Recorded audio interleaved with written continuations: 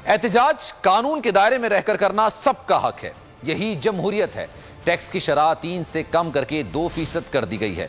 Oil tankers के जो मसाइल थे उनको हल कर लिया गया है। वफाकी वजीर हम्माद अजहर और ऑयल टैंकर एसोसिएशन के मुज़ाकरात कामयाब हो गए। ऑयल टैंकर्स एसोसिएशन के मुतालबात मंजूर कर लिए गए। वफाकी वजीर का कहना था कि एसोसिएशन ने हड़ताल खत्म करने का ऐलान कर दिया।